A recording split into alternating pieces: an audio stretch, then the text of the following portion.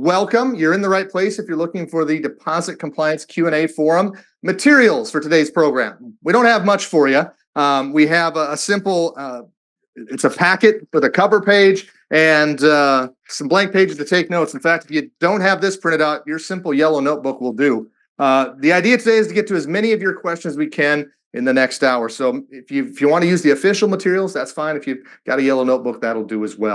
With that, again, today is deposit compliance questions. I'm actually going to turn off the screen here, stop the sharing. We'll come back to that when we close out. But so as to get to as many as we can, I'm going to bring my teammate in, Diane Dean. The mic is yours, and you're running the show from here. All right. Well, we've heard a lot about that new FDIC sign. Can you provide more information on the new FDIC digital sign? So the official digital sign, that's all the rage right now, right? If you're not familiar with it, first off, you need to go check out the information on this. Diane and I just did a webinar, gosh, what, 2-3 weeks ago, something like that. It was a 1-hour webinar. We had 70 questions almost in connection with that 1-hour webinar. Suffice it to say, there's a lot of questions and unknown out there that if you haven't checked into it, you likely need to get up to speed. And here's the thing, January 1, 2025, you have to be ready to go by then. And there's some physical signage that's going to have to be moved, replaced, etc., addressed along the way. Now, back to this question, the official digital sign. If you go out and Google FDIC official digital sign, you will get led to a FDIC website or webpage where if you scroll down, it'll take you to that. I've tried that a couple different times as we've had this question a lot. And so we started off with this one. I know if you go out and Google that FDIC official digital sign, it'll take you where you need to go. Okay, moving on to Regulation E. And this one actually has kind of 3 parts to it. Okay. With a dispute where a customer stated they revoked their authorization and canceled their membership, what documentation can we require to determine if the dispute should be denied or approved? So if I'm the one that's making the dispute, if I'm the consumer and said, hey, I canceled this and they're still charging me, I've now notified you, you're on the investigation clock, and whether it's 1005.6 or 1005.11, you're going to have to do an investigation. And we're not going to get into all the details of what red tape has to be followed there, but I'll leave you with this. Once you're on the investigation clock, you can't require anything else from the consumer. So you can't say, you got to bring me some sort of written confirmation of the authorization to revoke your membership. You can't do that. You have to go investigate. And it's the burden of proof is on the institution to prove otherwise, okay, in relationship to the customer saying it's not theirs or they've no longer authorized that transaction moving forward if it's a recurring one. And they just went on to say, if we can't require it from the customer, can we try to get that cancellation from the merchant? And if not, say that it's authorized. Yeah, absolutely. You can chase after the merchant or other third parties that may be involved. You just can't require the burden be the customers to go and produce that sort of information. You have to chase it down. Another FDIC one, if our current ATM machines have the digital sign, do we need to remove the FDIC logo that is currently attached to these machines?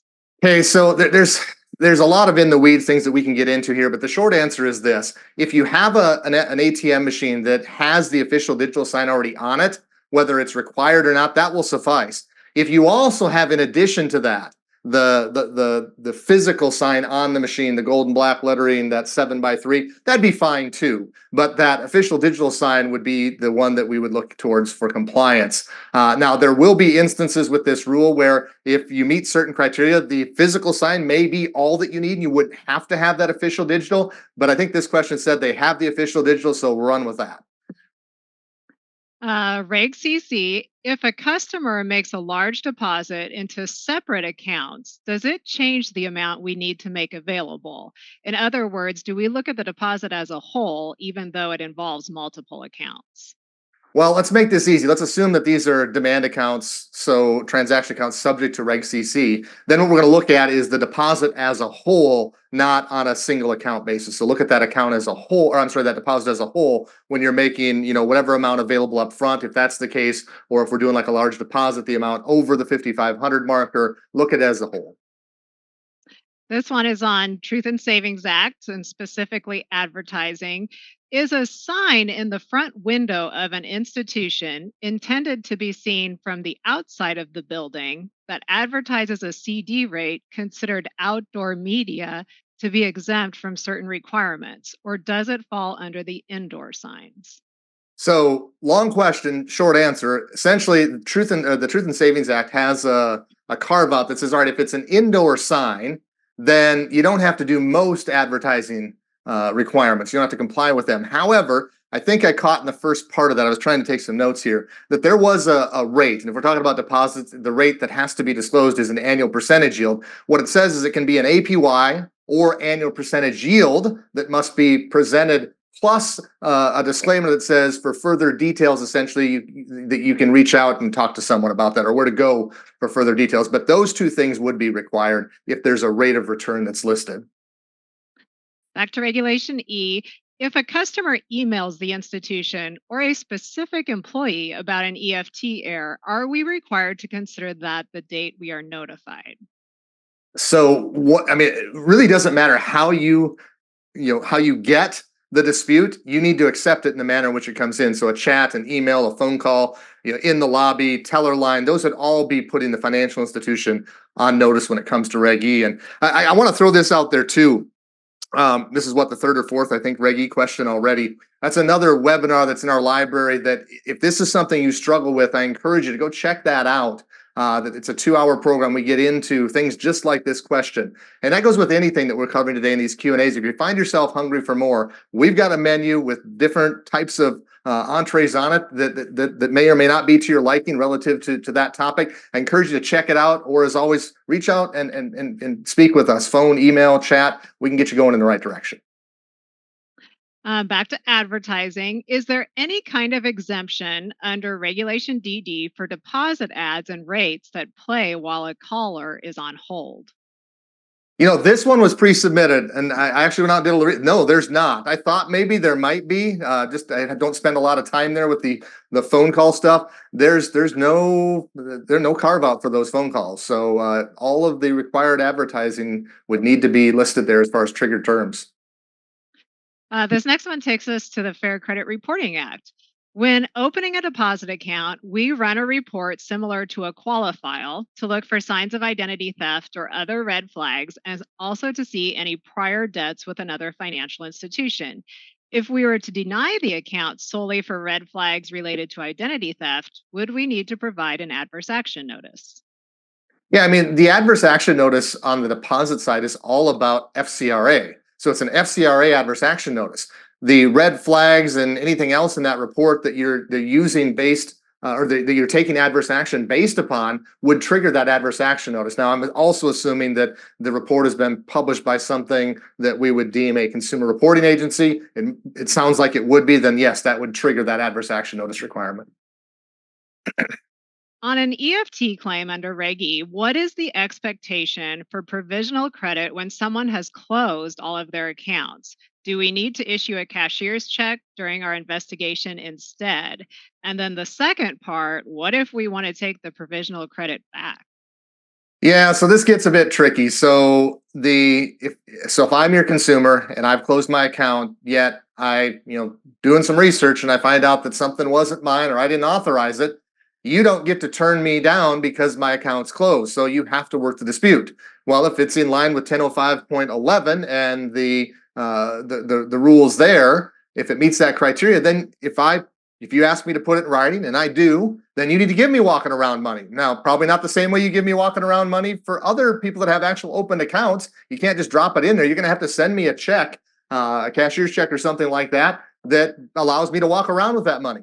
And here's the thing, there's a risk of loss to your organization in the event that you find out I did actually authorize the transaction and you try to get the money back. Well, Reg E doesn't have any provisions for that. They're not worried about you. This is a consumer protection regulation, not a bank protection regulation. And so, unfortunately, you probably lose out in the event that you find out that I actually did the transaction and then try to go get the money back from me.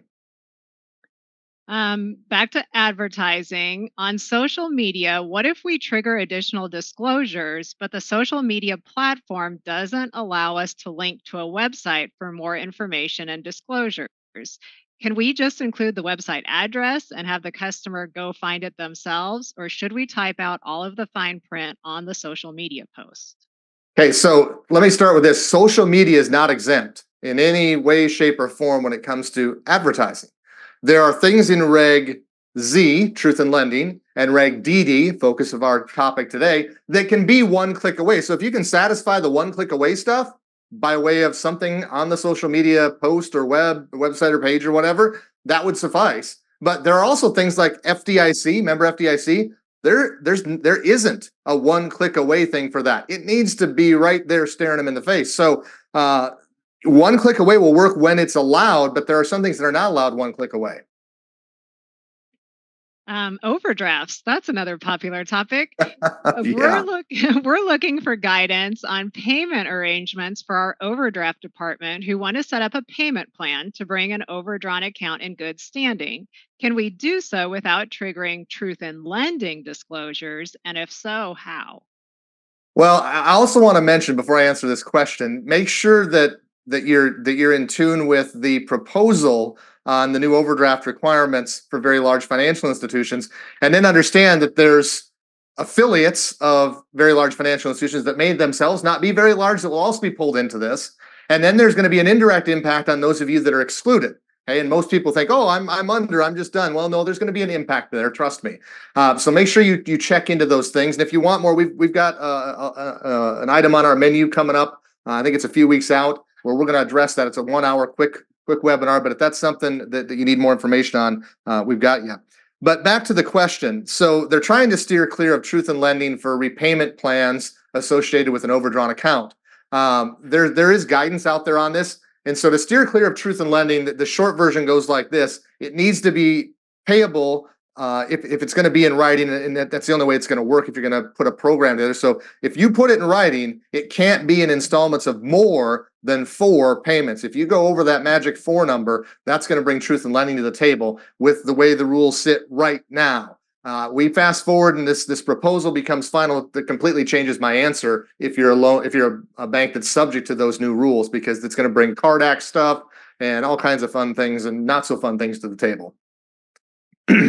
And we have a couple people asking exactly what is this new official digital sign from the FDIC and where can I find it? And so this question is the new digital FDIC logo really the whole wording? FDIC insured, backed by the full faith and credit of the US government.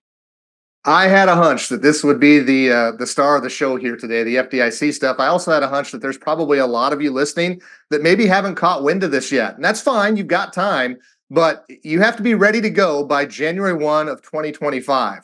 I know that seems like, it's a ways out there, 6 months or so, or I'm sorry, not, it's more than 8 months out. But uh, there's actually quite a bit to do. I mean, you got to be looking at your floor plans even. That might throw some people off guard here. Some of the signs you currently have don't work. Some of the signs you currently have can't be where they're at.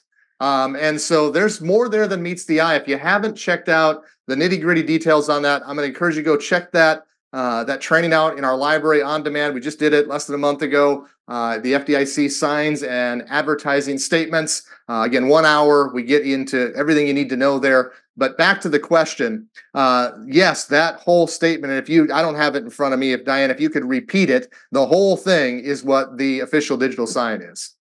Yeah, so it is FDIC insured, backed by the full faith and credit of the US government. Yeah.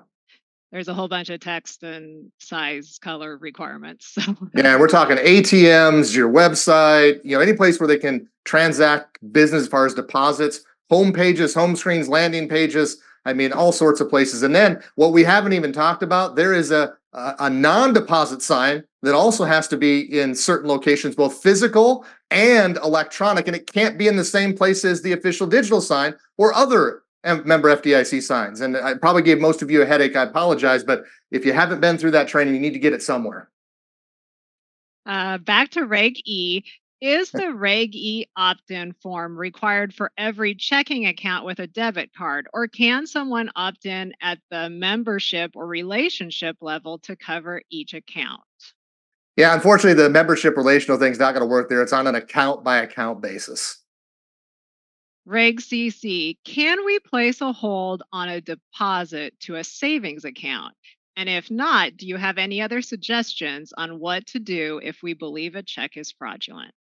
Okay, so Reg CC by the regulation does not apply to savings accounts. That said, I do see some financial institutions that include savings accounts in their Reg CC disclosure. That's fine. You can do that, do what you say, and say what you do. For those of you that don't include savings account in your Reg CC availability disclosure, they wouldn't be subject to Reg CC. So what then are the requirements for those non-Reg CC accounts, savings accounts, things like that? Then you're going to fall back on whatever state law says. And we're not experts in state law, so you have to reach out to like your state banking association or some other help there, law, that sort of thing, to help you out with that more location specific rules. But Reg CC would not apply in that case. And a couple questions that kind of go along with it. If we do hold it, do you think we should still use the 7 days and should we give notice? So if you've put something in your account terms and conditions, follow that. It doesn't have to be Reg CC. If your account terms and conditions are blank, I mean, you could use the Reg CC timeframes as a rule of thumb, but again, it's going to be whatever your state law allows or doesn't allow you to do in that case. You can kind of do what you want there. This is back to overdrafts. If we have an overdraft protection program which discloses a paid item fee, but we do not want to charge a fee for de minimis overdrafts, do the de minimis amounts need to be disclosed? And if so, where? Yeah, there's nothing in any law or regulation that says you have to just say, we're not going to charge an overdraft fee in connection with transactions less than $10. You don't have to state that, and you can still do it. I know that the guidance that's out there suggests you need to have everything on the table so consumers can make informed decisions. Well, I don't need to tell them the amount that they can go overdraw their account by so as not to incur a fee. I don't think that's a blatant, omission if you're not including that. So I don't think you have to go that far. That said, what I would make sure is that you're applying it consistently so as not to, run afoul of fair banking, UDAP, if you will. How about, do you think we would be criticized if the de minimis amounts were different from consumers versus business accounts? Consumers versus business doesn't bother me as long as you're consistent within those two buckets. I think I'm okay with that. Back to Regulation E. Besides requiring written notice before giving provisional credit, what, if anything, can we require of consumers wanting to file disputes on debit card transactions? Is there more we can require, or can we ask that customers do other things, even if technically not required? Really, the only thing you can do is you can ask. You can't require. You can ask them to put it in writing. And that goes with 1005.6 or 1005.11. You can ask, but you can't require it. Now, if they want walking around money and they meet the criteria in 1005.11, then you can require them to put it in writing in order to get the walking around money, but not to do the investigation. You start the investigation once you're put on notice. Beyond that, you really can't require them to do anything. In fact, in certain circumstances, like in the past, you can go read about this, making them go to the police and file a report first. Can't do that. That's UDAP.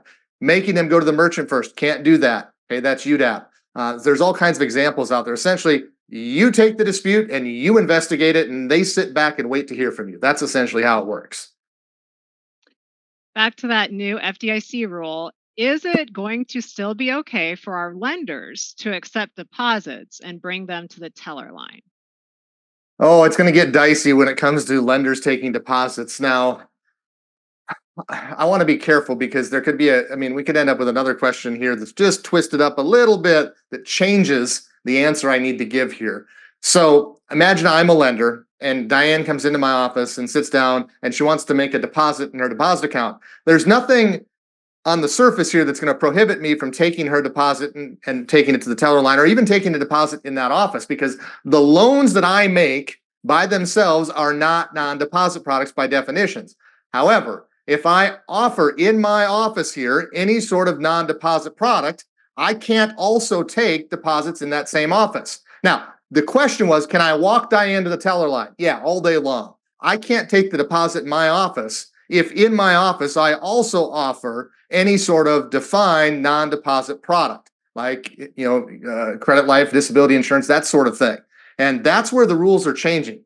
And again, not to get into too much there, but the old days of being able to share a desk or to put this hat on, take this one off, or flip the sign up, flip it down, they're toast because the signage has to be continuously displayed. I mean, you can't take it down and put another one up. And I'll just kind of leave it at that. If you want to catch more, we've got that information in our library in that webinar.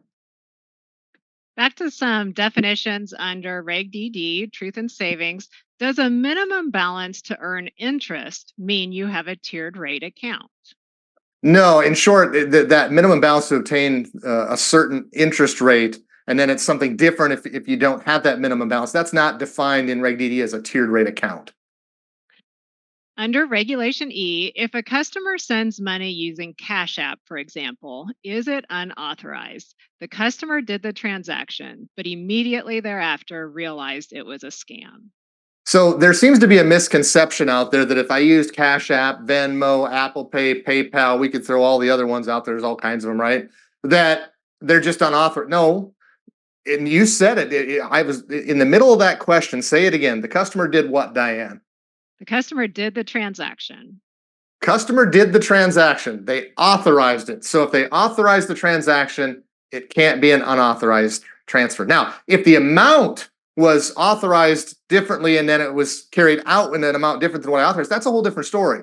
But in this case, it was an authorized transaction. We're going to assume that no, there's no unauthorized. We don't have to investigate. We don't have to do anything because the customer did the transaction. That's what what they said in the question.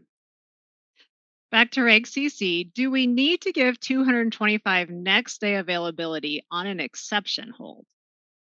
So the only exception hold that would require that required to give them money up front would be the large deposit. So the large deposit, you have to make the first 5,500 available. You get to delay the amount 5,500 and above, right? So that first 5,500, right? You could give it to them based on your general availability schedule if you'd like. However, most people don't do it, but it is available. Reg CC allows you to apply a case by case hold with that first 5,500 automatically. And so then that first 250 would have to be made based on your general availability schedule. Then you get the case by case on the amount that's 250 to 5,500. Then the amount above 5,500 would be subject to the exception delay. Probably more than you wanted to know, but that's how that works. The rest of them, when it comes to exception, you don't have to give them any money up front, but you have to have a reason.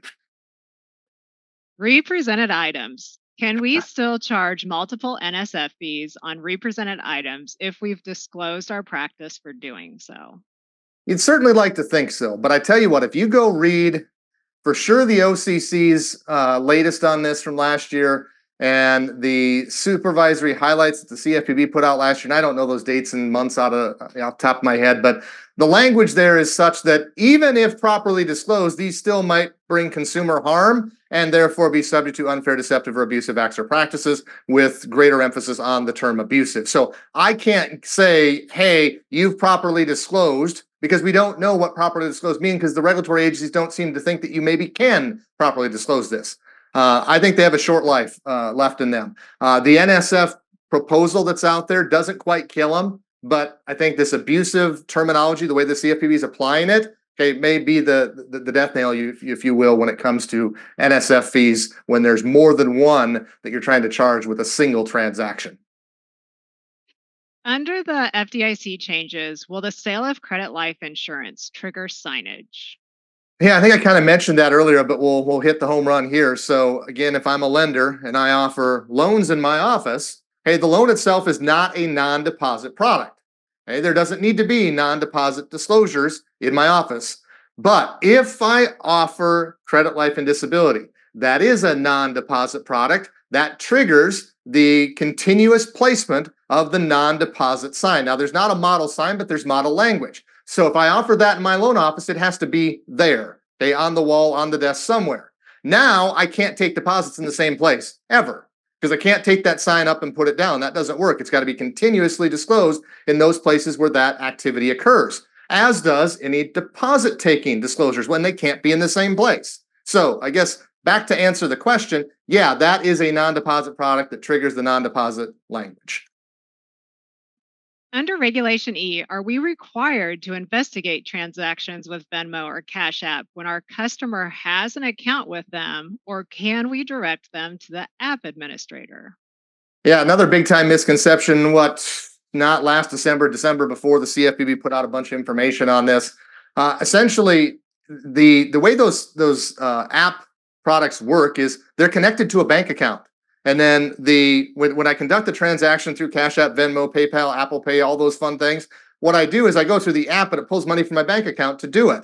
Well, if I go in and I authorize the transaction, that's an authorized transaction. I can't dispute that unless it's like the wrong amount or something.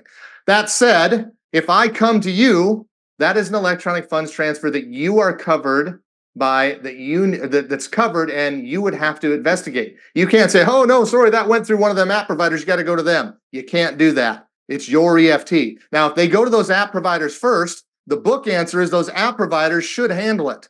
But we all know what they're doing, right? They're all sending them back to the bank because they know you have to take care of it if they don't, even though they're supposed to.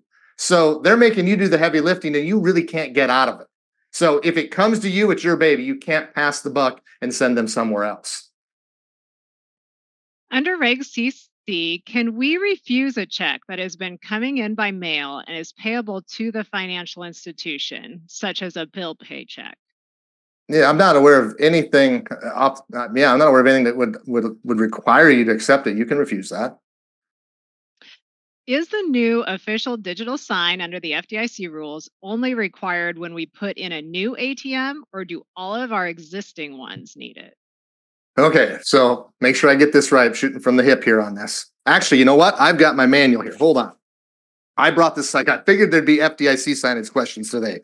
So let me make sure I've got this right so it doesn't come out wrong. All right, here. Any ATM with non-deposit product access is required, okay, to have the official digital sign. So as of 1/1/25, if you've got an ATM that offers access to non-deposit products, you must use the official digital sign. Any other ATMs, okay, as long as they were placed into service before 1/1/25, they can have the physical sign on the machine, and that's fine. Any machine placed into service after 1/1/25, regardless of what access it is, must use the official digital sign.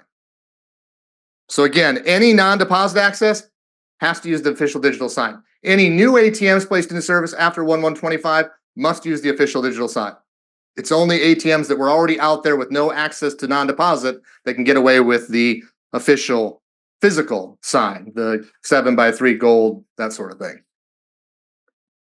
This is on business checking accounts. While not Okay. required by regulation, if we provide fee information on business accounts at account opening, do you recommend we notify customers when those amounts may change? So there's no Reg DD, truth in savings, so push that aside. But the Federal Trade Commission has gone out of their way in a couple different statements to indicate that, oh, hey, by the way, if you're not paying attention, hey, UDAP, the Federal Trade Commission version with the single A, not the abusive, but unfair, deceptive acts or practices, hey, that UDAP Section 5 applies not just to consumers, but to non-consumer relationships. So your commercial relationships. So I'll go back to the question. You need to do what you say and say what you do. And people need information to make informed decisions. The Section 5 law could step in there and say, you've stepped over the line. Now, we don't have a lot of examples of that, but they have made it clear that it applies in that space. So it's a risk-based decision you'll have to make. Under Regulation E, are there any conditions under which we can reopen a previously closed dispute and take back our credit? Oh, yeah. Okay. So the Federal Reserve went on record sometime in the last couple of years. It was through one of the Consumer Compliance Outlook Live webinars. The Federal Reserve went on record and said, essentially, if you have closed out the dispute, you don't have a right to do anything with it after that point. So if you later found out that you gave them the money, closed it out, and then they also got money back from the merchant, so they got double the credit, if you will, they made money on this dispute over and above what they should have, you don't get to go back in and take yours back. The Fed said, nope, you can't do that. We've long been in the camp that, wait a minute, the reg doesn't say you can or can't do that, and you're kind of out of bounds here, Fed. Yeah, we know you wrote the rule a long time ago, but at the same time, that's not something that is really up for interpretation because it just doesn't go there. That said, a couple things on this. If you have the resources in your institution to monitor closed out disputes to see if they get money back from somebody else, hey, good for you. Most banks don't have the availability to those types of resources. And so, what I'm going to recommend is that you don't watch the accounts you've closed out disputes to make sure that they don't get the money back from somebody else. I think you've got better places to spend your time and your money as you move forward. That said, if you see it, we wouldn't tell you no, but if you're a Fed bank, they would. The other regulatory agencies, if you really want an answer, you probably need to reach out to them or just take your chances because the regulation just doesn't go there. Do you have any tips or best practices for rewards checking accounts? Do what you say what you do. There's some guidance out there, and again, I don't have it at the tip of my fingers here because this is coming in live, obviously. But the Consumer Compliance Outlook Live several years back did in one of their quarterly publications, kind of a bullet pointed. Here's the things to watch out for. Here's some of the missteps taken before. Make sure you're not doing those. And so I checked that out. The FDIC, I think, has put some information out there as well. But it comes down to making sure you do what you say what you do, and that's not just about the print. It's also about your systems, making sure the system lines up with what you say in the disclosures that you're actually doing, and then test that when system updates occur. Sometimes things get set to defaults.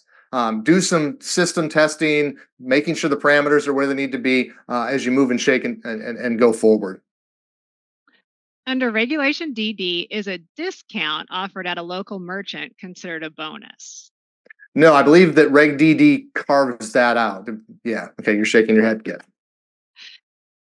If a customer had previously authorized a transaction under Reg E, but is saying they since canceled their authorization, can we require proof of the canceled authorization before accepting the dispute?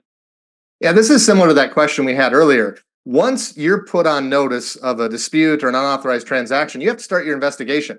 After that point, the only thing you can require me to do is if I want walking around money and it's something that catches 1005.11, you can require me to put it in writing. If I don't, you still have to do the investigation. I just don't get walking around money. Beyond that, there's anything you can require me to do in order for you to complete your investigation. Now, there's things you might want to ask me and it might help me get it done quicker. And if I cooperate, that's great. But if I don't, you still have a job to do. And it doesn't mean that I don't get my money back. So you've got to be very careful there. The burden of proof is on you to demonstrate that I did the transaction if I told you I didn't. If you can't prove that, I get my money back essentially. Now you can make some risk-based decisions along the way where you feel it's this or that. That's fine. They're not going to question one-offs. Hey, but if you think you always have to have proof, that's not going to happen. Most cancellations, hey, the revoking of authorization happen verbally over the phone. Hey, there aren't too many times. Well, I shouldn't say there aren't too many. There are going to be times where that happens that way. If you're lucky enough to get it in writing, great. But if not, you still have to move forward and investigate. And unless you can prove that the customer truly did the transaction, you're likely out and they're going to get their money back. Again, it's a consumer protection regulation, not a bank protection regulation. More times than not, you lose when it comes to the single scenarios. Hey, and that's just the way this is. Under Regulation DD, can we use the abbreviation APY in account disclosures if we spell out annual percentage yield at least once? So in the disclosures, it has to be spelled out when you use it, annual percentage yield. Can we change a CD early withdrawal penalty midterm? No, CDs are contractual. So when we enter into a contract, hey, for this 6 month, 12 months, whatever certificate of deposit, you're locked in, I'm locked into the terms and conditions on here. Now, there could be something built in that allows for a change that's part of the contract. Hey, that would be okay, like a bump up rate CD. We see those all the time. Okay, or some sort of renewal obligation. That's fine. But you can't go outside the parameters that we agreed to in this contract. Hey, that doesn't work. And the second part of that, if we can't change it midterm, how do institutions change their early withdrawal penalty?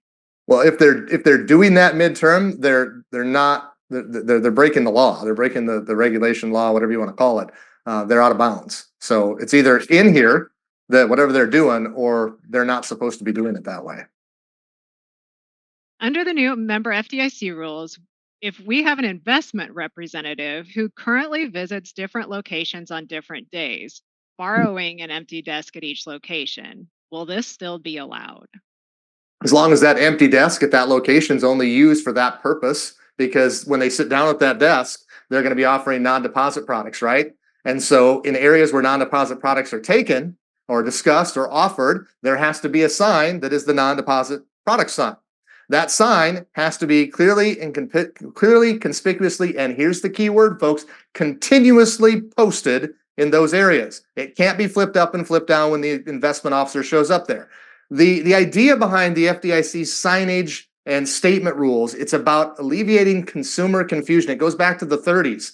Okay, and they're trying to the digital statement, full faith and backing by the FDIC. They want no question that this product is FDIC insured and that one's not. There's signs for FDIC insured products that have to be posted in areas where they're offered and where deposits are taking. And then there's signs that have to be placed in areas where non-deposit products are offered. And they can't be commingled. And they can't tip down and then tip up because they have to be continuously posted. No rotating signs. In fact, that's specifically carved out. Rotating would be the same as flipping up, flipping down, taking down, putting up. Those would all be in that same realm. And so that person that's going to go around and talk here today, be somewhere else tomorrow, hey, that desk they sit at has to be for that purpose and no other or area.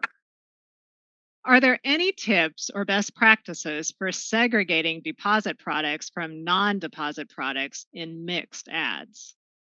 Well, they in the official advertising statement section in that training material we have. If you check out that webinar in there, you're going to find that they have to be segregated. They can't be commingled. And then again, the reg says in where we have those non-deposit products, hey, there has to be a non-deposit product disclosure. And that disclosure can't be in close proximity to the member FDIC disclosure. So that's absolute. There has to be segregation. The disclosures have to be there and they can't be in close proximity to one another. It's a losing battle if you're trying to commingle deposit products and non-deposit products together.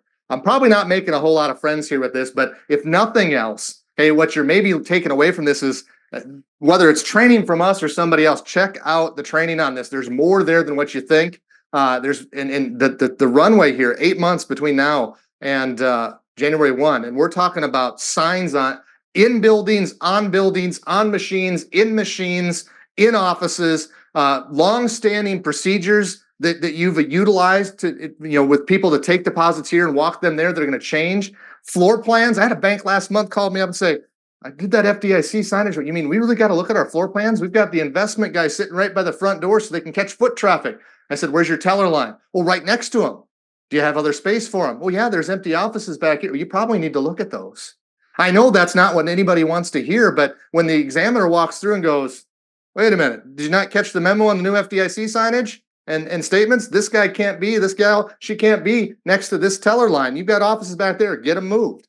That's the kind of discussions that need to have between now and January 1. And it seems costly. I get it. There cost to move, cost to put up new signs, but this is what you're up against.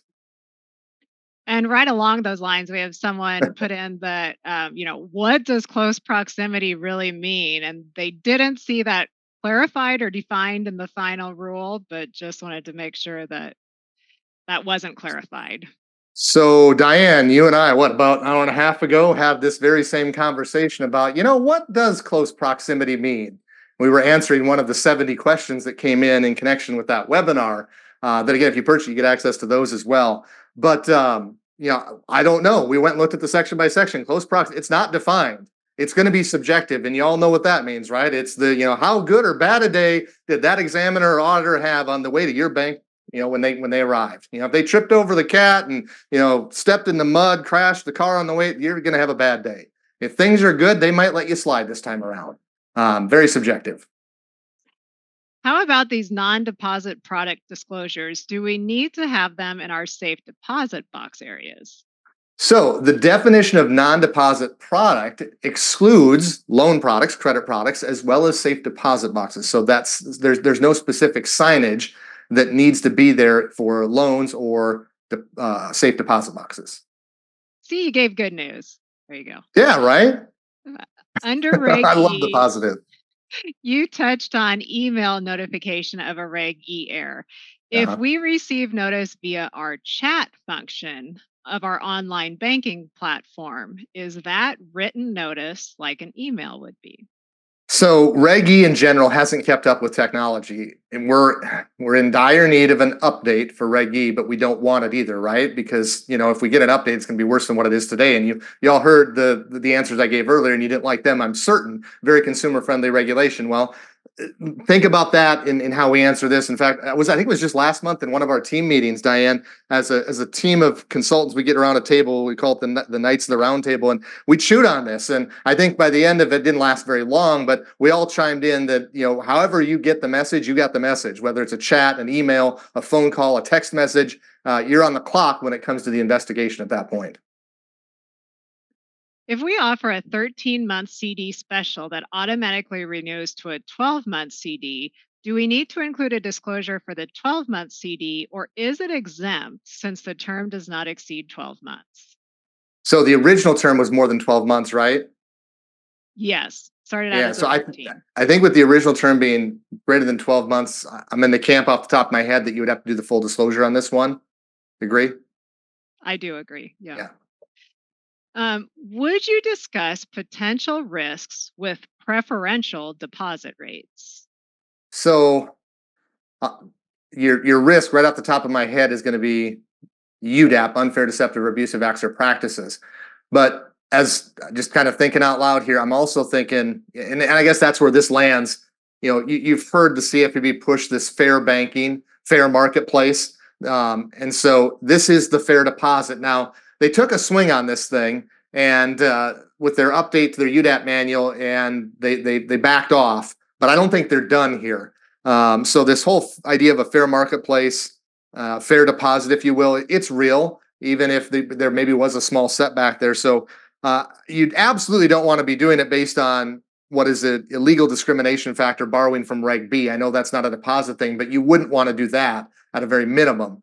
But anytime there's inconsistency, boy, that brings UDAP risk to the table. So I guess if you're going to carve it out and do it that way, make sure you've got specific criteria on how you're doing it and that somebody's monitoring and providing a control there to ensure that there is consistency with the criteria that you have set up and that it's being applied that way. One thing that we maybe haven't mentioned with the FDIC rule is the policy and procedure requirements. Ah, Someone's asking, what are some things you would recommend touching on in these policies and procedures? well, I tell you what, I'm going to pull out my manual from that training we did a few weeks back, and this is something I took some notes on ahead of time. And so when we talked about that part in the manual, the requirement is that you have a written policy and written procedures to carry out this mission to have signs and statements that are put out there and used based on the rules. Not something you had to have before. Now you have to have it. Remember, policies go to the board. They need to be at the 10,000-foot level, and procedures are what we're going to use to carry out that policy mission. It's the in the weeds detail on how we're going to do it. So these written policies and procedures, what are some things that have to be addressed? Well, at a high level, they talk about them being specific and risk-based based on the size, landscape, location, how you're essentially you're situated, your financial institution. Then they say, all right, required monitoring. And the monitoring is in relationship to how you're delivering deposit and non-deposit products. And so looking at how you're going about putting up the signs, delivering the signs, the channels in which you take deposits, the channels in which you take non-deposit products, the potential expansion of that. Fintechs are a big part of this expanded rulemaking here. We haven't got into that a lot today, but in the webinar we mentioned that. It's not fintechs aren't bad. They bring a lot of cool things to the table, and your partnerships with them, they're great too. But they have to comply with the laws and regulations, and we got to make sure we're not out of bounds. And this is where there was a much needed update to the signage and the requirements on when, where, and how we use it. And so, any expansion, any partnerships with those type of third parties or fintech relationships needs to be monitored, and that needs to be baked into those procedures. So, at kind of a high level, those are just some of the things that you'll have to consider in putting those things together. Do we need member FDIC on all social media posts? What if we don't say the bank name? Yeah, I'm going to again grab this manual. So one of the things we get these calls all the time with advertising and the official statement or the sign or whatever. And what I always take people back to is, all right, in the FDIC rules and regulations for the signage, there's a definition of an advertisement. This tells us whether or not we have to put member FDIC on there. Now, keep in mind, there is a general requirement that it be stated here. Then there are some things that are excluded. A few things where, well, you just don't need to have it here if you don't want to, but if you want to have it, no problem. And then there is a prohibition section. So there's times it's absolutely required, times you can leave it off, and then times you just can't go there. You have to manage all three. Again, that would be something to chime in upon in those procedures that need to be in writing. So the definition of an advertisement, pretty short and sweet. It is a commercial message in any medium that is designed to attract public attention. I'll just stop there. What's the whole point of a social media post, a social media page?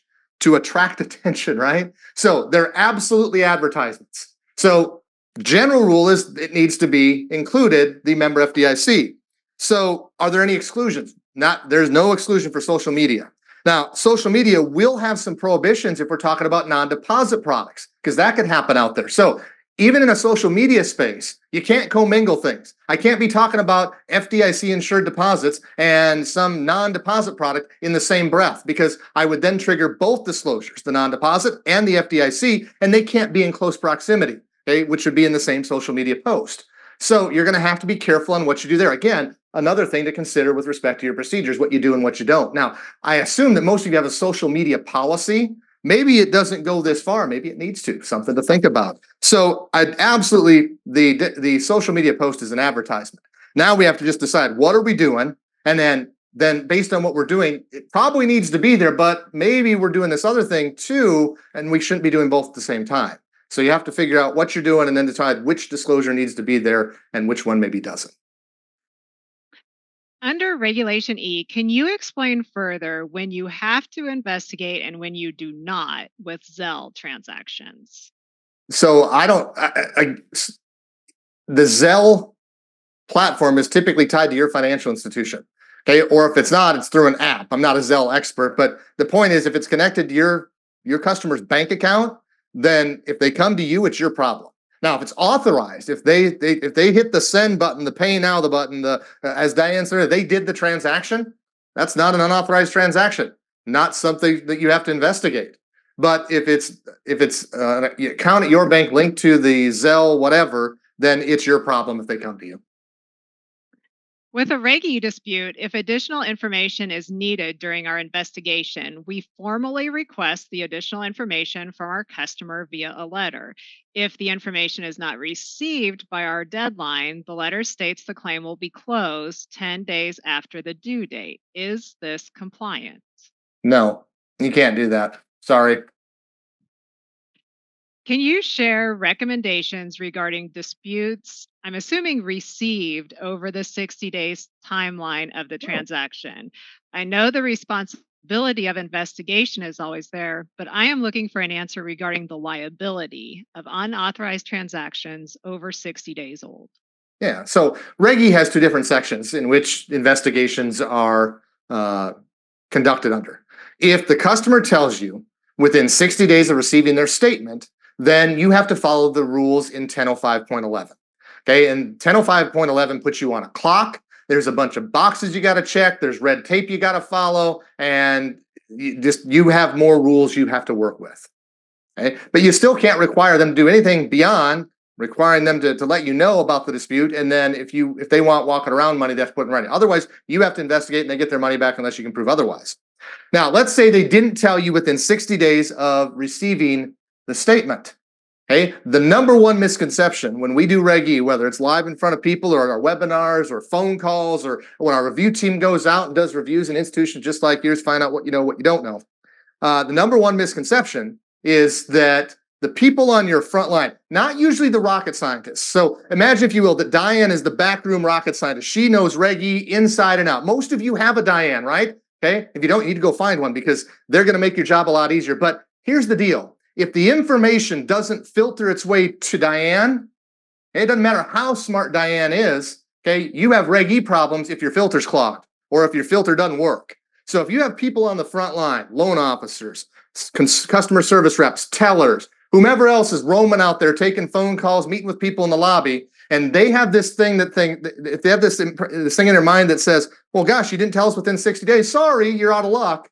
And it doesn't filter to Diane, that's going to create problems for you because Diane can't manage what she doesn't know. If she doesn't get the information that relative to what's being disputed, she can't investigate it and do what needs to be done if they're turned away before they even filter to her. So if they don't tell you within 60 days, it just means you don't follow 1005.11. It means you go back and follow 1005.6. Now, 1005.6 says you have to conduct an investigation, but the burden of proof is still on you. Unless you can prove otherwise, the customer gets their money back.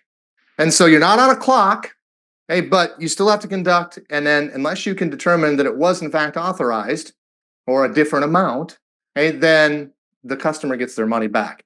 Again, very consumer-friendly regulation. You don't win a lot. The consumer wins most of the time. Do we have to take the FDIC sign down from our main entrance? Maybe. It depends. I'm trying to have a little fun here. Hopefully you're seeing. I know it's probably not something as a fun conversation to have what you're looking at here, but possibly it depends on what's going on in that immediate area. So that those floor plans, what you've got going on needs to be evaluated. So the FDIC signs need to be on premises where they're triggered, but not in places where they shouldn't be.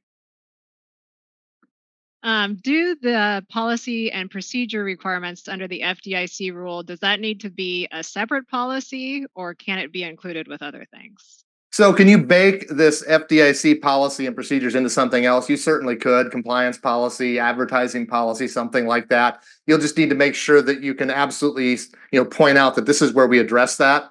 Because let's just face it, this is new. And the next time you guys go through an exam, because it's new, it's going to get asked about. So you better have you better be able to say, matter of fact, this is where we address the policy. These are the procedures related to this. So you can bake them in, you can have them be separate. I don't care. I don't think they care, just as long as they're addressed one way or another. If a social media post does not advertise a product, such as come to our open house or please support one organization, these would still be designed to seek attention, but do they need the FDIC logo? Yeah, I don't see how they fit. I don't have the list in front of me. It's over in this book, but I looked at that this morning relative to these questions that Diane and I went through in connection with that webinar. There's nothing in that list of exclusions that even closely gets me to say, oh, you don't need it on a social media page. That's even general in nature. It needs to be there. Those are advertisements. They meet the advertising definition. I don't see an exclusion. Do you recall one, Diane, in working through that list? No, I do not. Okay. I'm sorry. Is there any kind of exemption under the new FDIC rule for smaller institutions? No, unfortunately, everybody's got to play. Do non deposit products include the typical non deposit products and also loans?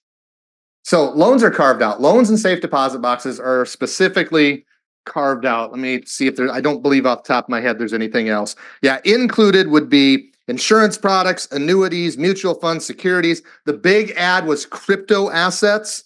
Okay. The exclusions are limited to credit products and safe deposit boxes. They don't give any other exclusions. So that's the buckets that you're provided. Under Regulation E, sometimes a merchant will agree to provide credit to our customer's debit card, but the original transaction they are crediting was done via a different means, like ACH. If a member contacts us saying they have not received the credit, do we start an investigation? So there was make sure I was following. There's a disputed item. They came to the bank and then found out they got credit from the merchant. Is that maybe It I'm not sounds like following? it sounds like the merchant had agreed to give credit, but then never did. So it was an authorized transaction or unauthorized? I mean, I guess that's the part I'm missing. If it was an authorized transaction, like I did a return, didn't get my credit, I suppose it could fall into that. I'm not sure I'm getting enough information here to carry this one out. Uh, Are there any specific requirements for how interest rate calculations are displayed on business account statements? So truth in savings doesn't apply to business accounts. So it'd be whatever your terms and conditions, whatever your, maybe there's some state law, but truth in savings is out the door. And we took that Reg CC question earlier regarding the one deposit to multiple accounts. Are Sure. there any rules as to how you make the funds available between the multiple accounts? Um, hmm. The regulation doesn't go there. Let me just do that. Right. You look at the deposit as a whole. I suppose I mean it's really up to you how I guess you want to split that out. I've never actually done it before. I've not taken a call on it, but I know you look at the deposit as a whole. I suppose from there it's up to you. Do you have any advice? I would agree. I think Okay. it's, yeah, up to the institution. A Reg E scenario: the husband is a sole owner on an account. The wife takes the debit card and makes some purchases. Merchandise was delivered to the address. Are these unauthorized? And does the husband have chargeback rights? So my guess is the husband and wife are both on the account. No, only the husband is on the It's the account. husband's account. Yep. The wife stole the card, went and bought stuff. Yep. So unauthorized transaction. I mean, the husband did not authorize it, and so doesn't sound like the husband's receiving any sort of benefit. So I think it meets the definition. You know, friendly fire here, if you will, right? And so it meets what you tell the husband is all right. Well, yeah, we're gonna go after her. You know, and the husband might say, well, you know what? Let me just handle this one on my own. Now, you can't do anything that would have a chilling effect. You got to be careful there. That's in the regulation, but based on what you've provided, that looks like it would be covered, no question. But we got time for probably one more, and I've got a couple things to close us out here that I want to mention. So I want to save a couple of minutes for that and try to keep to the hour here because I know you all have places to get to, other meetings to get to. But if you got one more, Diane, let's take it. Under Regulation E, can we require someone to identify the transactions in question and restrict our investigation to only those transactions? Well, yeah, the customer needs to identify the transaction. That's in Reg E. Whether we're talking 1005.11 or 1005.6, they need to identify the transactions. Now, if you find others along the way, obviously you need to make those right as well and bring them, but the customer has to identify the transactions. All right, Diane, I'm not sure how many we got to there. It's got to be probably close to the record before. There's just a lot of questions. Some of those went a little bit deeper here. Before we sign off today, let me do this. I want to share my screen and talk about the next one of these. So give me just a moment here. There we go. So today we did deposit compliance Q&A. I want to thank Diane. You brought a lot of questions. Again, I don't know how many we got to. Hopefully you're finding some value. This was recorded. If you want to go back and listen to it again, if you want to share it with somebody else on your team, we are going to make that available to you. We will send you a notification that indicates when and where and how to go download that. And you'll be able to share that. Give us a little time to turn it around. It'll probably be a week or less, but we'll get that back to you here today. So again, Diane, great job. Thanks. Kyla, thanks behind the scenes. It looks like everybody's experience appears to have gone well. And if it didn't, I apologize for that. Technology can be a pain some of the time, but hopefully everything worked well for you. I do want to invite you all to reserve your spot the next time around, July 16th. Kevin Edwards is going to be playing the role that I'm playing today with the BSA AML questions and answers. And so you can start pre-submitting your questions at any time, but just like today, he'll do 1 hour, as many as we can get to during that program. And then just a heads up, the fourth one we do every year is just a little bit different. Still 1 hour. Okay. Still, everybody can come. There's no cost to it. It's free, but it's a look back and what lies ahead. Great for making sure that you didn't miss something along the way and setting your sights on what's up there on the horizon. So more on that one to come at a later date. With that, again, I want to thank you all for taking time out of your day-to-day to stop by and get a little deposit Q&A action going on. Hopefully you found some value here today. There's a short survey, 5 questions. It'll take you less than a minute to give us a little feedback on how we did here today. But with that, we're approaching less than 30 seconds out here to the hour that we promised you all here today. We know you've got appointments. We know you've got clients to get back to you. So we're going to let you do what you all do so well, and that's serve your clients. We'll see you again soon.